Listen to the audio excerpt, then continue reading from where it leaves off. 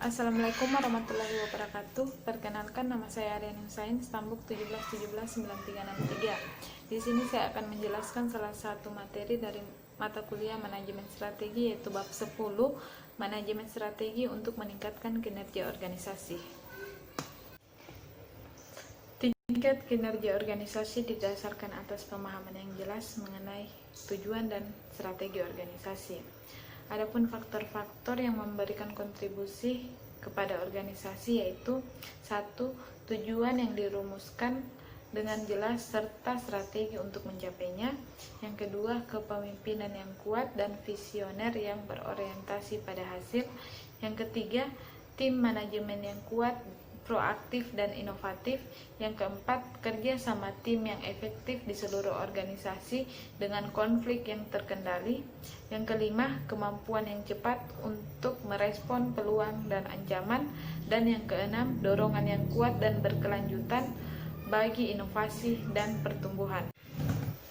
Selanjutnya, salah satu faktor penentu keberhasilan ataupun kegagalan sebuah organisasi adalah kemampuannya untuk mengidentifikasi, mendefinisikan, dan mengimplementasikan KPI, di mana KPI ini adalah sebagai alat untuk melakukan perubahan.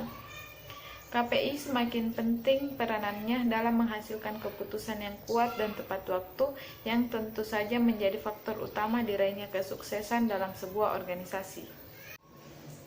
Adapun sistem evaluasi kinerjanya yaitu yang pertama, seimbang, di mana mengukur dari 4 perspektif yang berbeda, tidak sekedar hanya mengukur dari kinerja finansialnya saja yaitu pendapatan, biaya dan profit, tetapi juga mengikut sertakan perspektif non finansialnya yaitu pembelajaran, operasi bisnis dan pelanggan. Yang kedua adalah terintegrasi, merupakan sistem evaluasi kinerja yang berbasis strategi, dirancang untuk mengelola dan memantau seberapa jauh strategi organisasi diterapkan dan sebaik apa hasil-hasil yang telah dan sedang dicapai.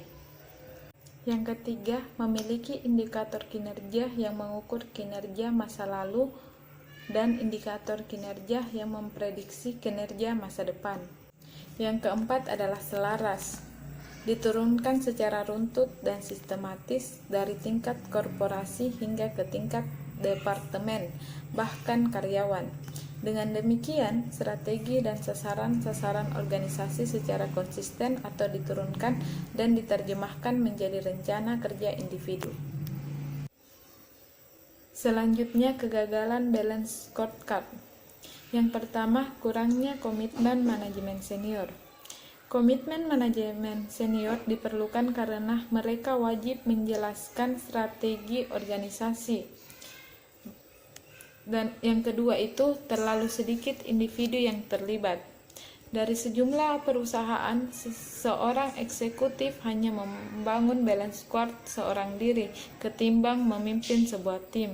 Hanya membangunnya, ia berasumsi bahwa tim kepemimpinan sudah cukup sibuk berurusan dengan banyak inisiatif, baik secara kolektif maupun dalam lingkup yang menjadi tanggung jawabnya.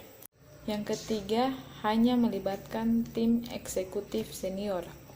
Agar efektif, balance scorecard harus disebarluaskan kepada setiap orang dalam organisasi. Hal ini bertujuan agar setiap orang memahami strategi organisasi serta berkontribusi untuk mencapainya. Yang keempat, memperlakukan balance scorecard sebagai sebuah proyek sistem. Balance scorecard seharusnya dimulai dengan proses manajemen, bukan proses sistem. Sistem dan teknologi memang penting. Dengan menanamkan balance scorecard ke dalam pengumpulan data, pemrosesan informasi, serta proses pengkajian dan pembelajaran yang sedang berlangsung, maka balance scorecard menjadi bagian hidup dalam organisasi. Terakhir, 5 prinsip keunggulan balance scorecard. Yang pertama, anggota organisasi adalah subjek, bukan aset ataupun objek. Yang kedua, keselarasan dan keseimbangan antara sasaran bisnis organisasi dan ambisi anggotanya. Yang ketiga, keunggulan bisnis melalui operasi dan organisasi kelas dunia. Yang keempat, kepedulian pada pelanggan adalah keunggulan kompetitif. Dan yang kelima, lingkungan bisnis di negara-negara berkembang menuntut perhatian lebih terhadap manajemen sumber daya manusia. Baik, itulah presentasi dari saya mengenai manajemen strategi untuk meningkatkan kinerja organisasi.